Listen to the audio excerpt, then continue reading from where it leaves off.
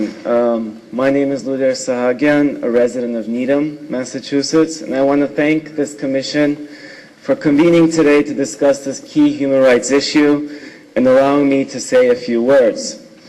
The Armenian Genocide extirpated two-thirds of the global Armenian population, uprooting an ancient Armenian civilization from its homeland of 4 millennia.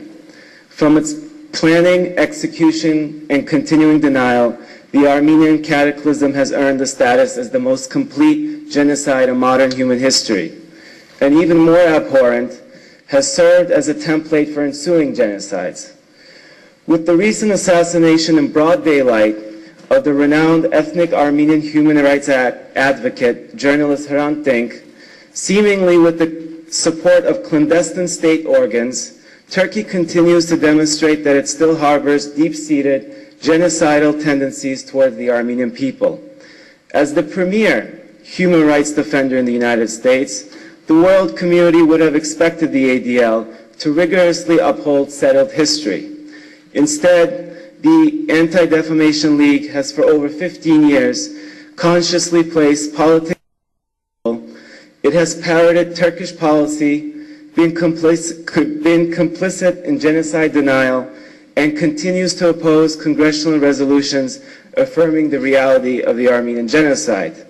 As things stand today, the ADL has depleted its moral authority and legitimacy, and it cannot be expected to credibly sponsor and manage any anti-hate program so long as it exercises a form of hate itself.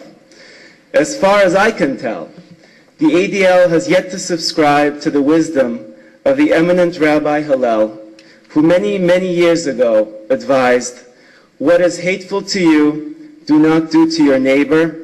That is the entire law. All the rest is commentary. All the rest is commentary when, until 2 weeks ago, the ADL characterized the Armenian genocide as the, quote, "the great massacres and tragedies that befell the Armenian people," and then changed its rhetoric, defining the events not as a bona fide genocide, but evasively as, quote, tantamount to genocide.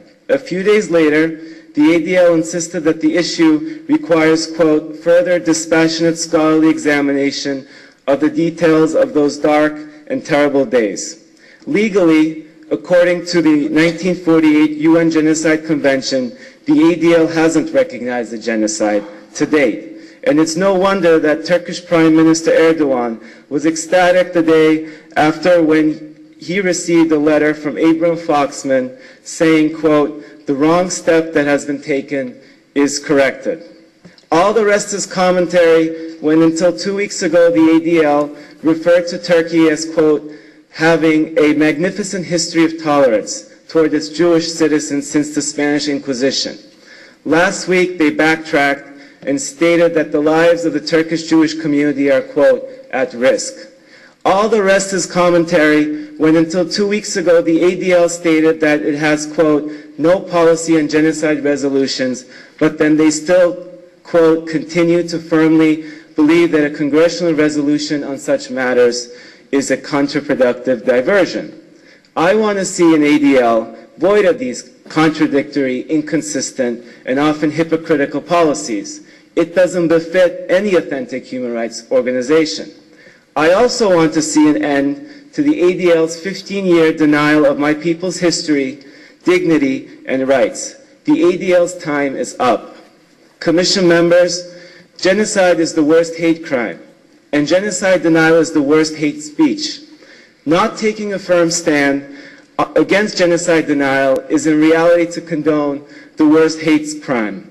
The ADL should be speaking with absolute moral clarity when it comes to genocide, not playing political games to appease a foreign government in its genocide denial campaign. As a citizen of the Commonwealth of Massachusetts, I ask this Human Rights Commission to do the right thing and without delay sever ties with the ADL until such time that the ADL unambiguously recognizes the Armenian genocide and actively supports congressional affirmation of this crime against humanity.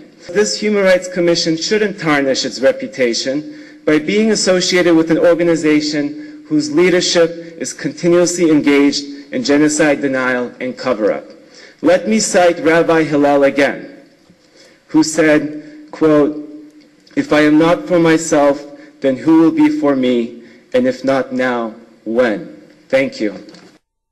I'm Joyce Barsom.